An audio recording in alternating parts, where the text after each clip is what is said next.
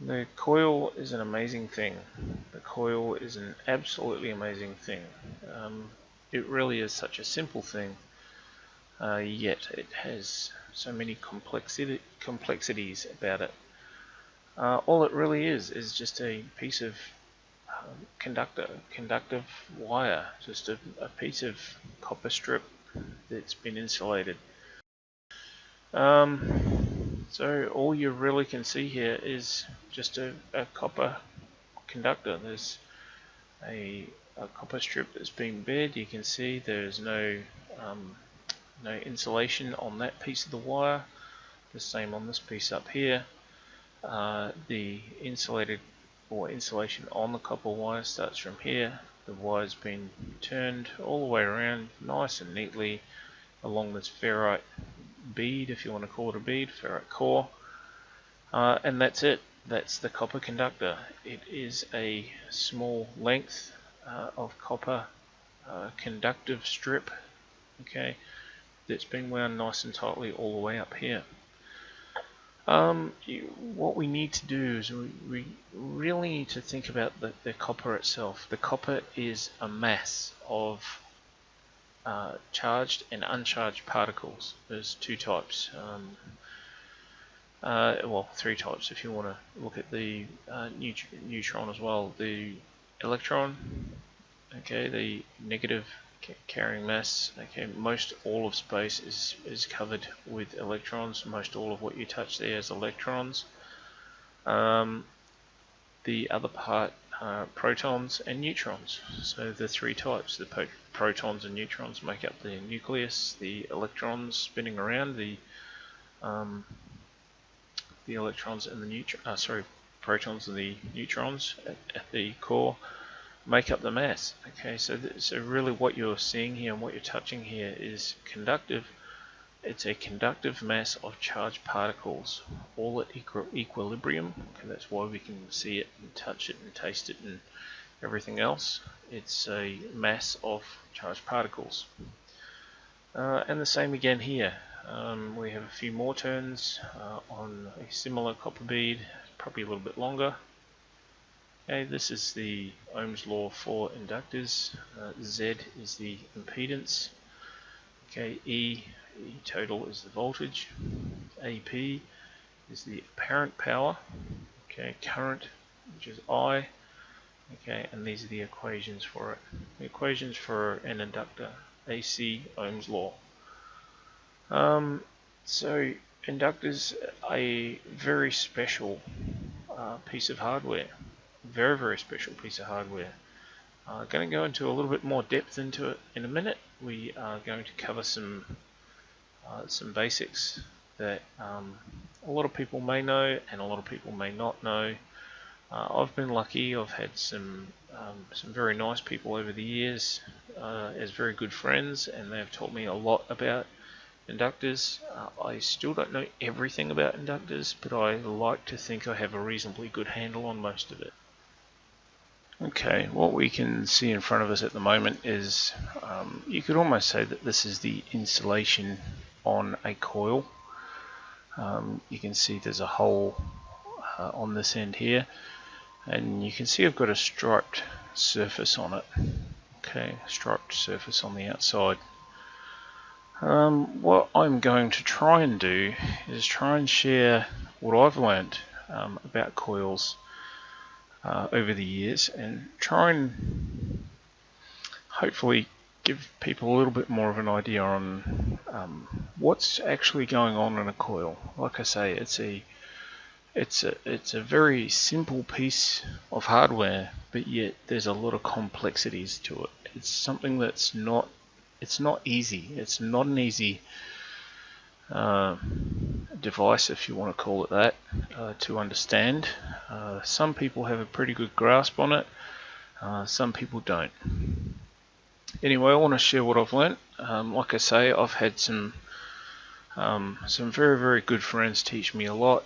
Some of my friends have had backgrounds that you probably wouldn't believe if I'd told you in this area.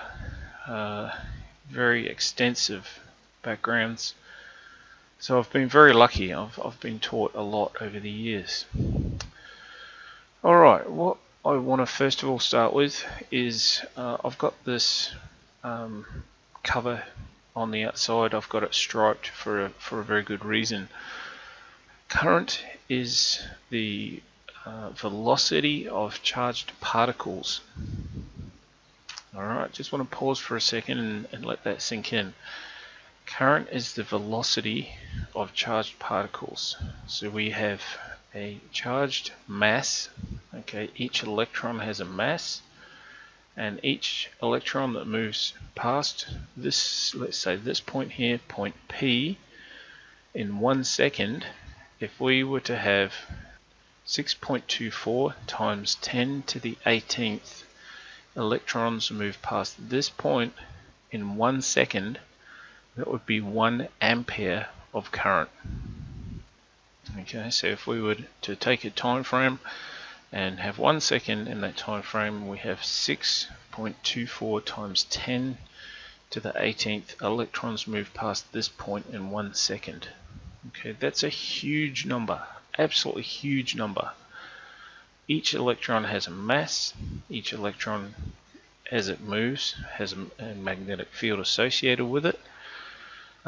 Each electron has a charge. Okay, so we have a huge amount of charge moving through that wire.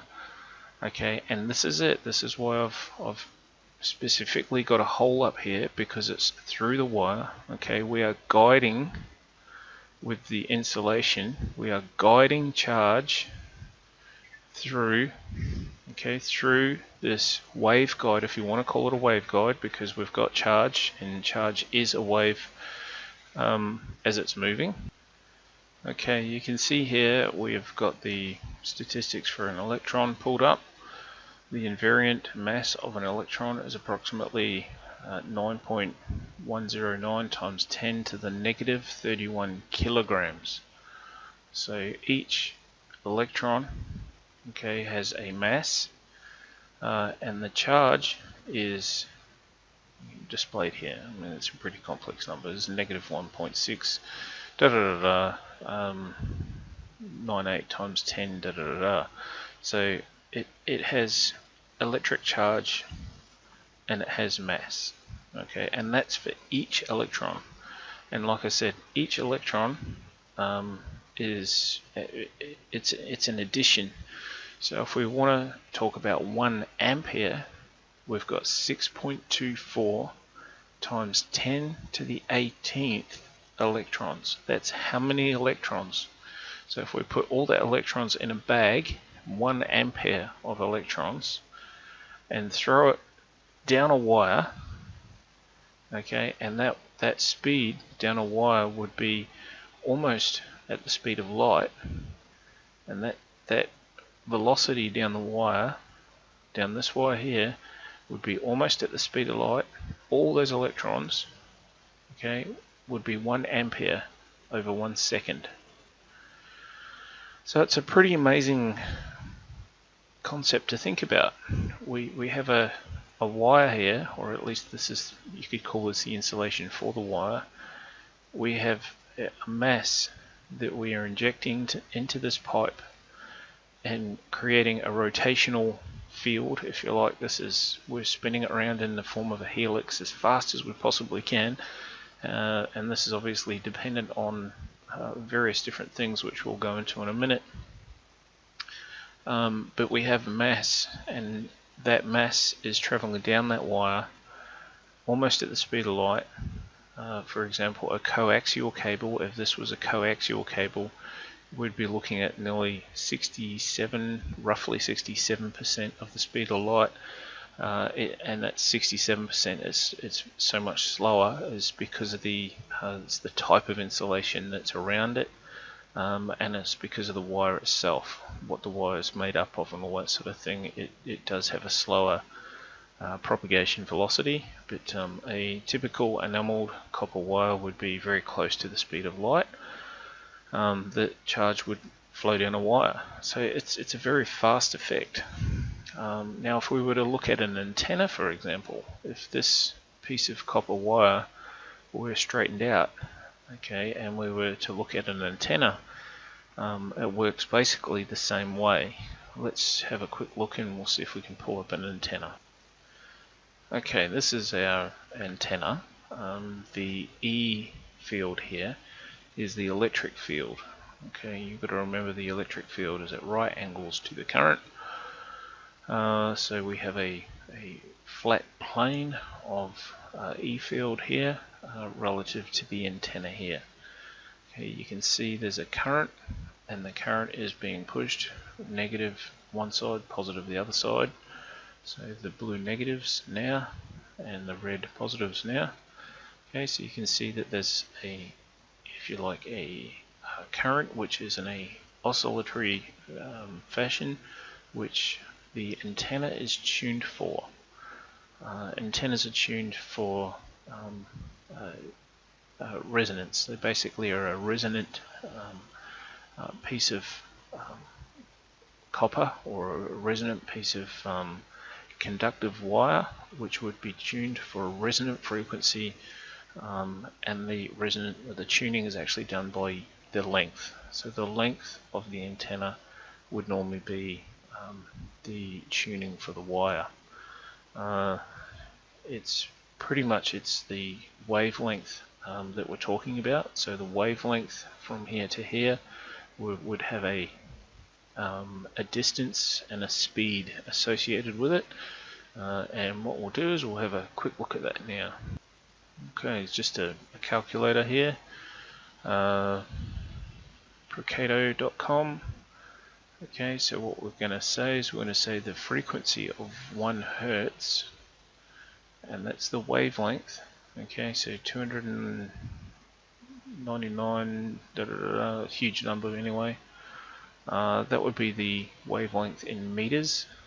Okay, so what are we looking at? We're looking at, yeah, it's almost 300 million, isn't it? That's 6. Yeah, so that's in meters. This is in meters per second. So this is the wave velocity. Now the wave velocity, like I was saying before, it does change depending on what the actual medium is that it's traveling through. So you've got to remember the speed of light, which is 300 million meters per second, and that would be this figure here. So this is rounded down, so it's 299 million meters per second. Same up here, 299 million meters per second, because we're at 1 Hertz. So if we were to change that to, let's say, 1 kilohertz, and we'll change that to 1, then obviously we get a factor of 1000 difference. Okay, so now we're looking at, in meters per second, we're looking at 299,792.458 meters. That's the wavelength. Okay. Again, the velocity hasn't changed because we're still in the same medium, so we're still looking at the speed of light in meters per second. Okay, and that's the velocity. All right, down here you can see the equation. So wavelength, which is the lambda symbol, equals the wave velocity v over the frequency f. Okay, so that's the formula for it. And again, you've got to be a bit careful because the velocity of the wave will change depending whether it's in water or air or whatever it be, copper wire or whatever. So the copper coil, the copper inductor, the copper helix, it's an amazing piece of hardware. Okay, like I was saying before, we have to think of the copper as a huge mass of electrons, protons, neutrons, the odd neutrino or two. We are dealing with something here that this is, if you were to look at Einstein's mass equivalence, mass energy equivalence equation, E equals mc squared, there's probably enough copper mass in this small coil to power a house probably for a year or more. This is all made up of charged particles and neutral particles. So electrons, protons, both having charge, magnetic moments, and mass, and then the neutrons, which are neutral, don't have a charge, basically made up completely full of mass. It's a very dense material, copper being one of the most conductive materials in the world. I think it's about second or third on the list from memory. So copper is very, very conductive. Gold, I think off the top of my head, is one of the top ones. Obviously gold's too expensive to use in coils like this though, and copper's getting a bit the same way. But anyway, we have a conductive strip here, okay, and the conductive strip is full of electrons, full of charge. Like I was saying, it's all compressed. It's at equilibrium, and basically it's just waiting to be disturbed, and it's very easy to disturb it. What disturbs it, what gets it moving, what makes it flow is the change in magnetic field. Okay, magnetic field is a stationary magnetic field. Won't really do all that much to them, but as soon as the magnetic field changes, we have the ability to make the terminals of this particular coil. We can make the terminals of this particular coil have a difference in potential, which would be a voltage difference. So we might have a positive voltage on this terminal, negative voltage on this terminal, depending on what our magnet's doing. Okay, and we have to make sure that there's velocity of the magnetic field, so it has to change over time. Very important fact. Current changing over time, magnetic field changing over time. The current and the magnetic field are the same things. We have to have, for a magnetic field, we have to have a current, which is either a persistent current or a changing current over time, which would then give us a changing magnetic field over time. So again, our charge in the copper coil here is just waiting for us to do something with it.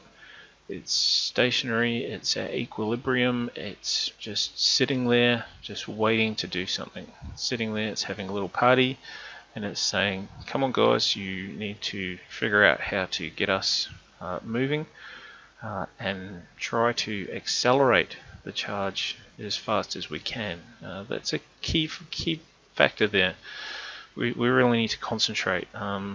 Don Smith says, I've quoted it several times, his machines are electron accelerators.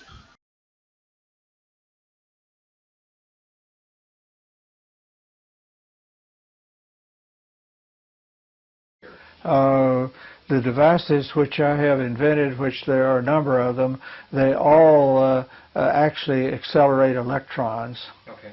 They're electron accelerators, and okay, and that's really a key term. It's something that's critical for us to think about. Again, this copper coil is full of charge. It's just waiting for us to do something with it. That basically all it requires is a changing magnetic field. Okay, back to our coil here.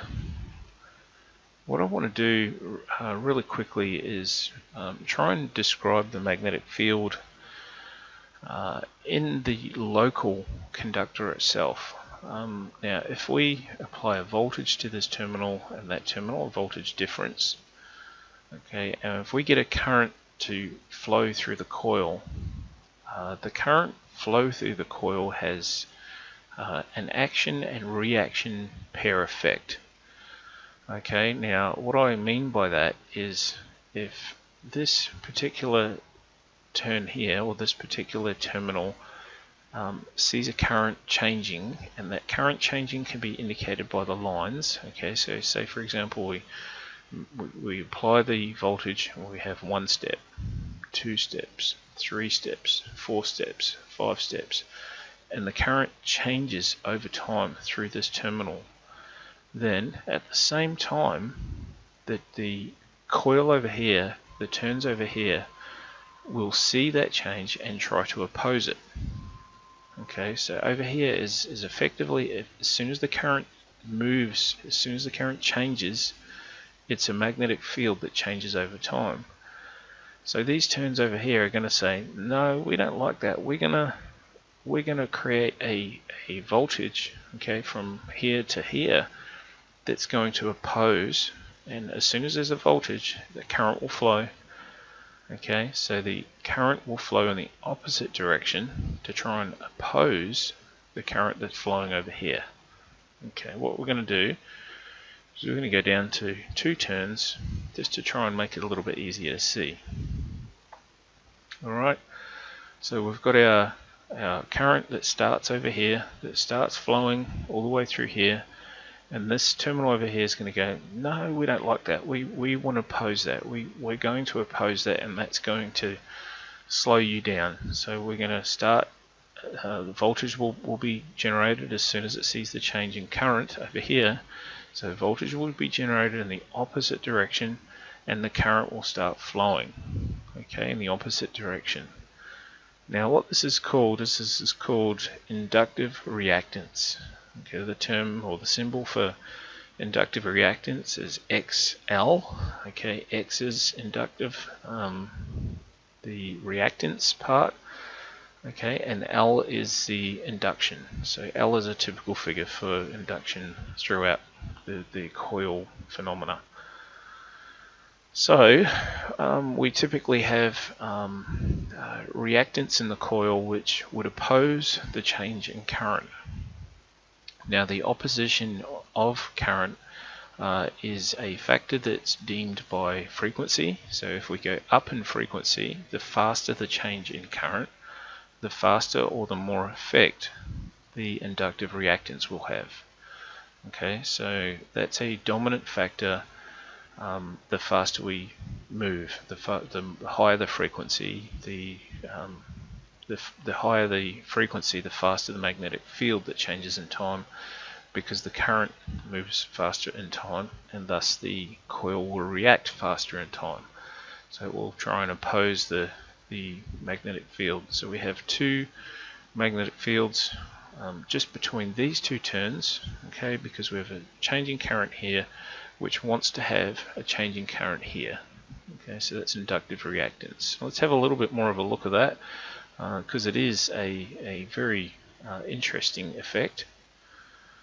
This is what I call the reduced impedance effect. Okay, and I go through here in this picture here, thanks to these guys here, they've done a fantastic job of illustrating this. This is the induced current opposes the primary current. Okay, again, it's induced. So anytime a coil, a turn, a conductor of any kind of conductor sees a changing magnetic field, it's going to want to oppose it. Okay, but remember, first of all comes the voltage, which the voltage would typically oppose, be opposite to, and then once there's a voltage would then be a current. Okay, now inductive reactance is a little bit complex. Impedance in general, going back to our picture we had before, impedance is Z. Okay, and in this particular case you would see a number something similar to this. So this is just an example I've given. This part here would be the DC resistance. This part here would be the AC resistance. AC resistance being the inductive reactance, which is XL. And then the imaginary part would be in the middle. So it's plus J, which means the inductive part is dominant and not the capacitive part. Now I'm leaving out at this stage the capacitive reactance. Capacitive reactance is something that would be dominant if we were to bring the coil into resonance frequency. Before the resonant frequency, the capacitive reactance would be dominant. So you would see XC being of greater value than XL. Okay, and then after the resonance frequency, we would see XL being the dominant, the inductive reactance being the dominant factor, and then XC being the least dominant factor. Now, in saying that, at resonance, at perfect resonance in the coil, XL, the inductive reactance, and XC, the capacitive reactance, have equal values. So say, for example, capacitive reactance is 1, okay, then inductive reactance will be 1 at the same time in the coil at resonance. Alright, so at resonance, the inductive reactance cancels the capacitive reactance because one is negative, one is positive. Alright, I recommend go and have a look at this experiment. This is a very, very interesting experiment. We have a look at the current flow in the coil. I've covered this in another video. We're looking at 50 milliseconds here. Okay, so we can see the current ramps up over time. Now, when you apply voltage to a coil, the voltage is instantly there. It's an instant effect as soon as you switch it on. The voltage is there, but the current will take time to ramp up. Okay, so 99.7, I think it is, percent is 5 time constants. So if we were to break this this ramping up here, we're breaking it up into, say, 5 time constants, 1, 2, 3, 4, 5. Then it will take 5 time constants to get to 99.7%. It's 99.7 or 99.3 or something like that. Anyway, you can see that's 50 milliseconds. Takes that much to ramp up. So each division there is 50 milliseconds. So we're looking at approximately 70 milliseconds to get to there, possibly a little bit more. And this one down here, we're looking at, it's the same coils but just connected in a different way. We're looking at 500 microseconds, and you can see here that's it's about 500 microseconds to get to its peak. So it's a big difference. Coils react to current in a very odd fashion. And we've got to remember that coils are opposite to capacitors. Coils do have capacitive effects. There are capacitive components between the coils. Okay, so for each turn here in the coil, there is a capacitive, a distributed capacitance between the coils. So if you had a coil with hundreds and hundreds of turns on it, would have quite a high distributed capacitance. So turn for turn capacitance. It's very interesting to look at that. Now the capacitance, we will be looking at Q equals CV, where Q is the magnitude of the charge on each plate of the capacitor. C is the capacitance of the capacitor, quality invented for and described by Q equals CV. V is the magnitude of the charge and the potential of the capacitor. Now, looking at this here, this is the current. Okay, so this is the current ramping up. In a capacitor, you see this as the voltage. Okay, so voltage, if you apply a voltage across a capacitor, then the voltage will ramp up the same way. So the voltage is not instantly there, but the current is. So it's in reverse. Quite an interesting thing to study, worth studying. Anyway, let's pause this for a second. Okay, so back to our coil.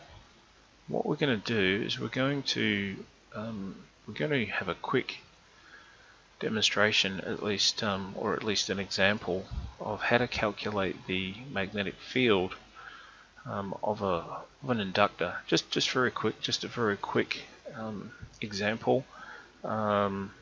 this will work for most inductors, but you need to sort of be a little bit broad with it. So this example is just that, it's just an example, so please take it as an example, and there's lots of web pages out there that you can visit to, including ours, to work out the magnetic field of an inductor, because they do vary. It depends what you've got as a core, depends on the turns and all that sort of thing. So let's go through it and we'll have a quick look at that.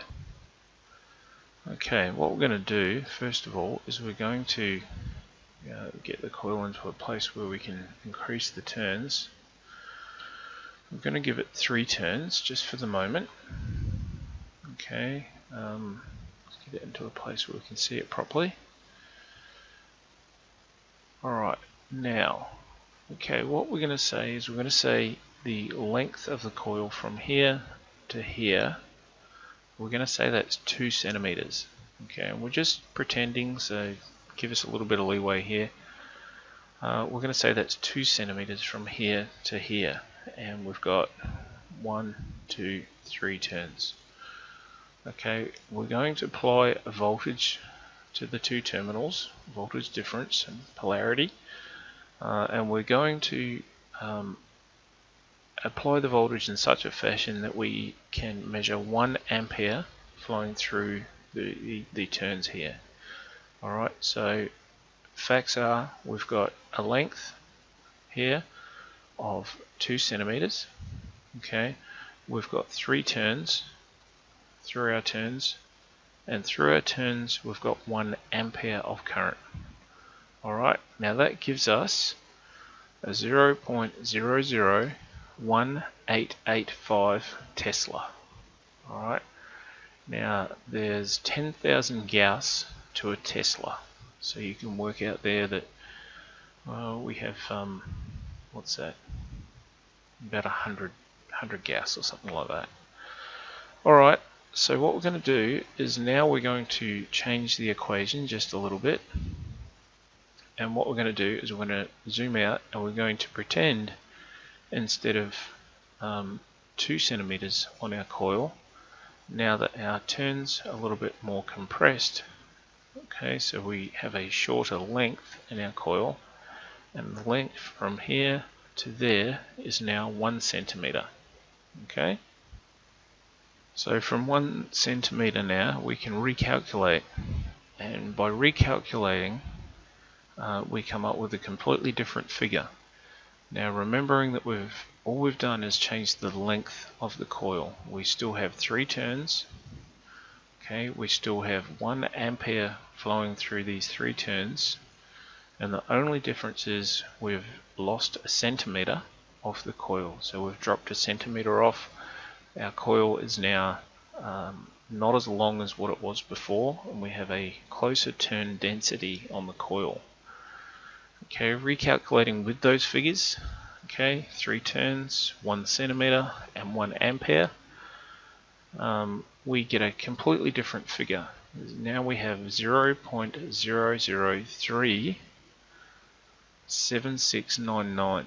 Okay, so compared to our 0.0015, we nearly have, it's roughly about twice the number of Tesla as what we had before, and all we've done is dropped a centimeter off our coil. So our very short coil now is more than twice as strong as what it was before. So pretty much what that sort of shows us is by not really doing a lot, by not really changing a lot on the coil, all we've done is we've just changed the length. We have a completely different situation where the magnetic field strength is a lot stronger than what it was before, by more than double. So you can see the coil is an amazing thing.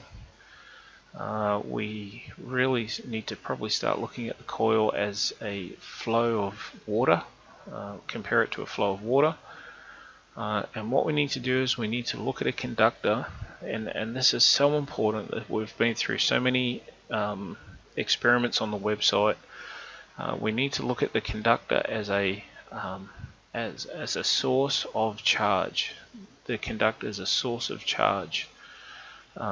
Millions and millions and millions and millions of electrons, protons, neutrons, the odd neutrino or two, all of them are waiting for us to do something with them. Okay, full of charge. The copper wire, as it sort of sits there, it's probably laughing at us going, come on guys, you need to do something with us, get us moving. And what in our brain, what are we going to think of? How are we going to accelerate these charges? What is going to accelerate these charges? And the answer is very simple, is a moving magnetic field changing in time. And as soon as you bring the conductor in proximity to any magnetic field changing in time, we get a flow of current as a result of the EMF being generated. I always try and put generated in quotes because generated really is the wrong term. It's more of a pumping. Okay, so what we're doing is we're separating charge, and then as soon as the charge is separated, we have a voltage potential difference. Okay, potential difference, which is a voltage between the two coils, and then as soon as we have that potential difference, we then have the ability for charge to flow. Okay, charge flows as a result of Ohm's law.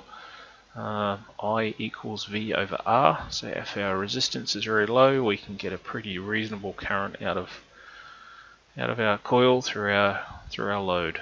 Okay, so remembering a coil conductor, it's a source of charge. Okay, we've done many experiments that have shown that before. And as soon as we swipe a magnetic field across a conductor, then the moving magnetic field at right angles to the conductor will force a difference in charge, which then, as soon as there's a charge difference, will allow for the current to flow.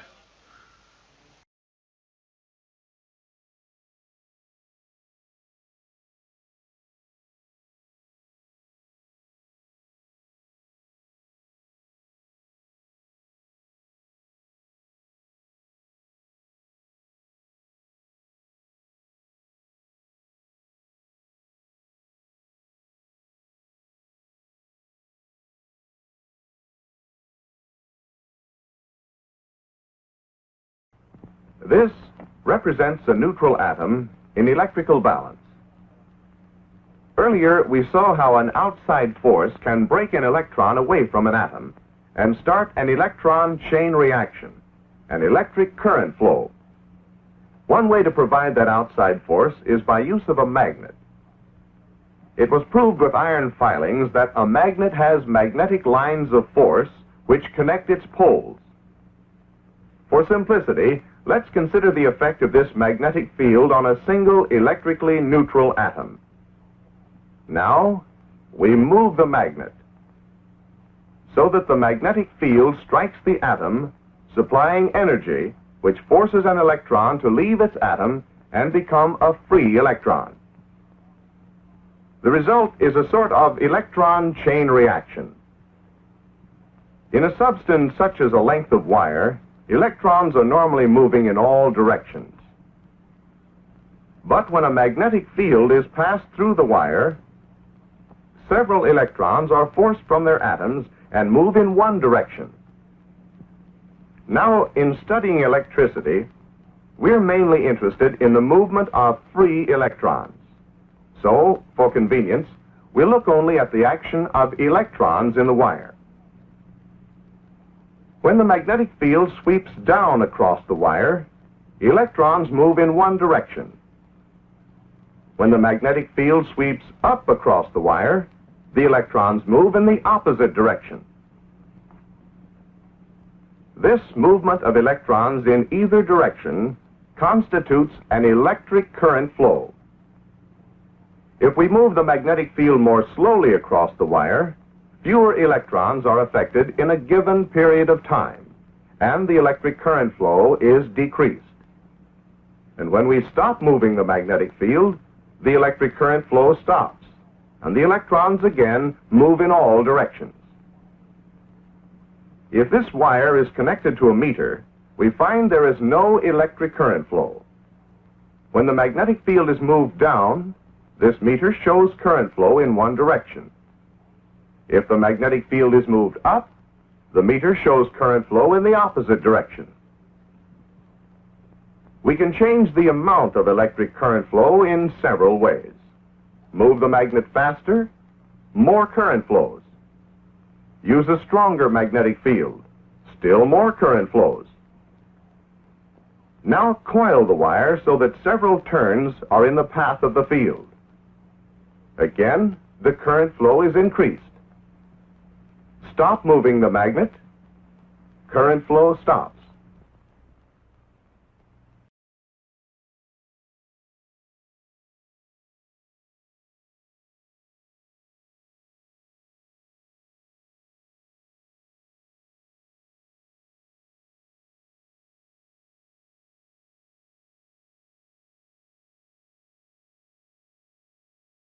So our very basic coil with our very basic insulation. Okay, it's just a case of just making magnetic fields do what we need to do. And if we go back to our example that we did at the start with the two coils, okay, if we think of current coming in this part of the coil here, changing in time, okay, a current moving is a magnetic field changing in time, then the coil over here will oppose it. Okay, the natural thing for it to do is for the current to oppose it. Alright, and that is inductive reactance. Inductive reactance is part of every single coil. It's in every single circuit, everywhere. We have it everywhere. It's a part of electronic theory. It's just there. It's just how it works. Okay, so a changing magnetic field will induce an opposite changing magnetic field over here. Remember, the changing current produces a voltage, and the voltage, which is opposite, will then allow for a current flow which is opposite as well.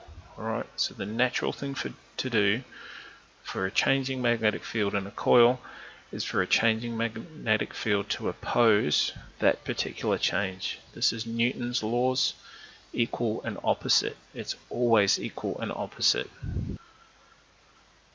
Alright, so a single coil is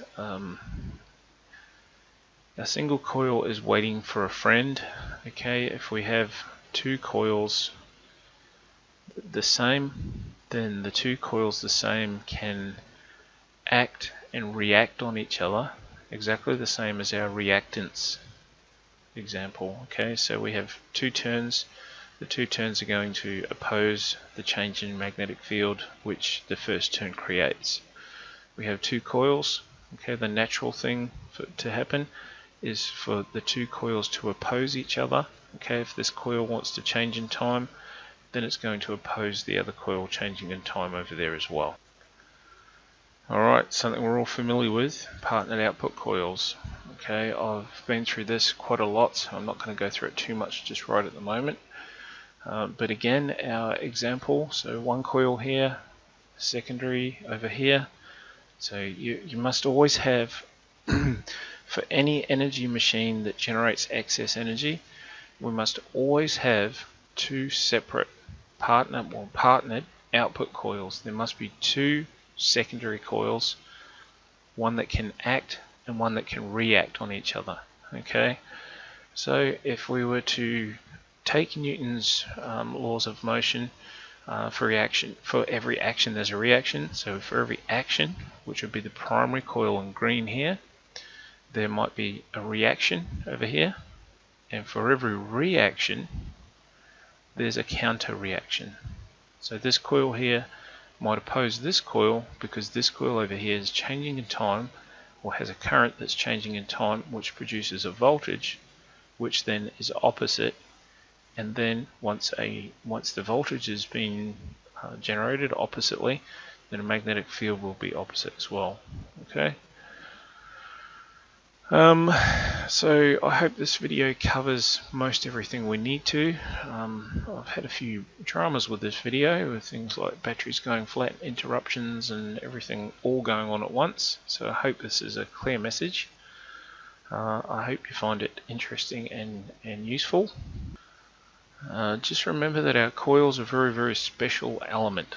We have coils of wire for a very good reason. Our coils of wire will always have action, reaction, and a counter reaction, but we just have to allow for it. Remember our impedance. Z is the impedance. The impedance is made up, or you can at least get the voltage E over the current I, which will give you the total impedance. Total impedance is made up of the DC resistance, the AC resistance, and the complex components in between, which is all the reactances and stuff like that. I hope this has been useful. Another long video, so I do apologize.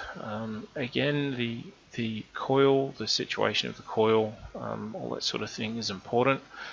I just want to say, lastly, there's been lots of devices that have proven to be over unity. The problem is that it's tricky. It's a little bit tricky to get to the situation where it does work. It's not always easily replicable.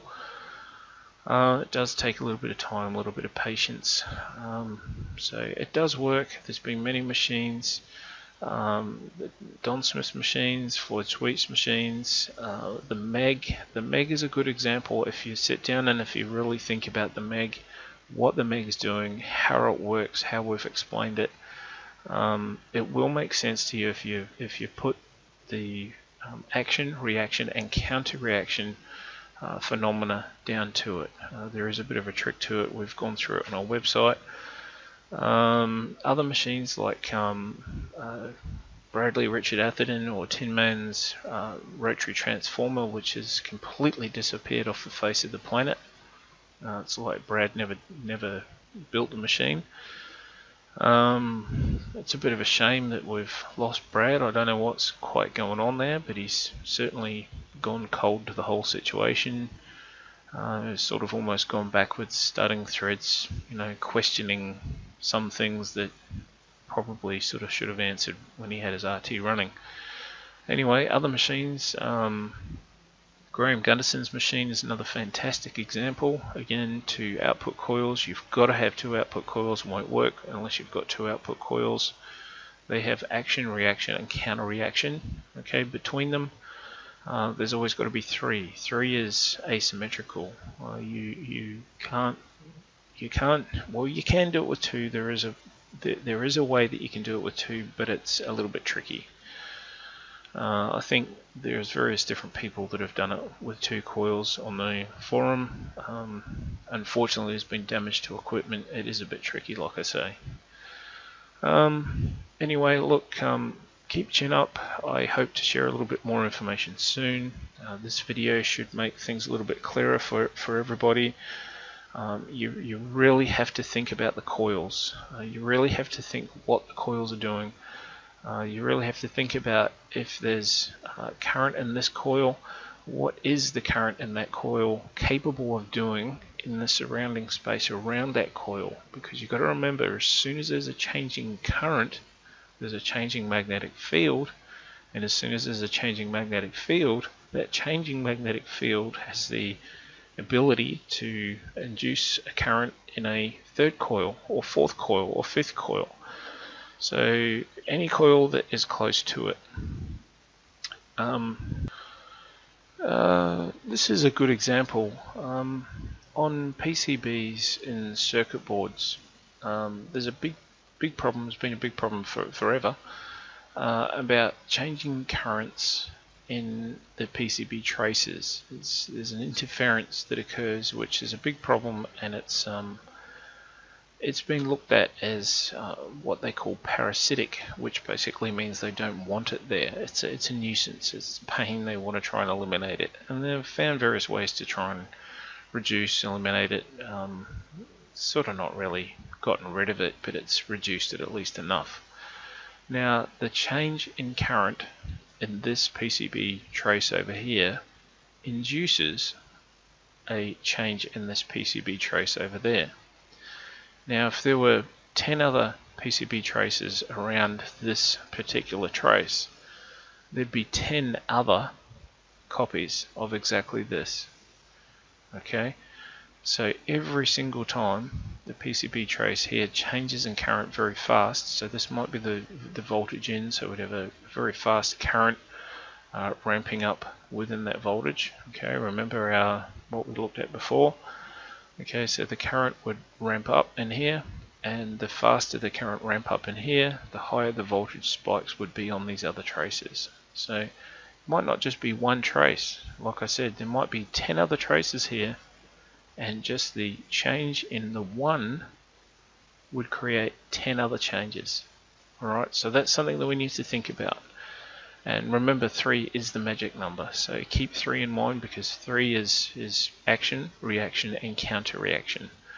You really need the action, reaction, counter reaction for this to work. Okay, so the change in current in this one would be the action. Over here would be change in current, which would be equal and opposite to this one, less losses. So this would be the reaction. Okay, say for example we had one over here that was out of picture and not seen. Okay, this one over here would be the counter reaction. So action, reaction, and counter reaction. Okay, so every single PCB trace that changes in time creates this unwanted coupled current spikes and stuff over here. It's a well-known problem, something that we need to think about and think, well, this could really work out to our advantage. Okay, it really is something that potentially could be a power generational thing for us in the future, and we need to learn more about it. Okay, so remember our coils. Our coils are very, very important things. The insulation on the coils are very, very important things. We have a change in time, okay, that potentially would give us a magnetic field that changes in time, and that magnetic field that changes in time could create another one, and then that could create another one, and by the time we had 3, then the 3 magnetic fields, if you work it out, so you would have 1 which would be in one polarity plus a -1 which would be the opposite polarity, and then because that is changing in time, then we'd have another 1, so it would be 1 plus -1, which is 0, then plus 1, which is 1. So what we put in, we then get out again, plus some, because we don't have any negative reaction effects on that particular 1. So it's really just a case of trying to work these coils out, trying to make sure that these coils are conducting at the right time. Okay, because timing is very important. We want our third coil to be conducting as the second coil is changing in time, and the change in time needs to be at a frequency, at a duty cycle that will allow for both coils to fall into magnetic resonance, and as that happens, then the amplitude will go up. I've already described this in the previous video, so go back and watch it. And as this is all happening, then the magic number 3 will fall into place, and it makes a lot of sense. Alright, so I just want to ask, if this video has helped you, please consider a donation. I really want to thank those that have donated. I very, very much appreciate your donations. It's what keeps our wheels spinning. It's what keeps these videos coming. It's what keeps our work going. Without your donations, we wouldn't be able to do this on a full-time basis. So we very much appreciate your donations. Thank you for helping us out. We are changing the world. If you look at what we've done in the past, our track record is phenomenal. We have a track record that beats any other out there for the area that we are working in. So look at the proof, look at the track record, and again, I just want to say thank you very much for your donations. Very, very much appreciated.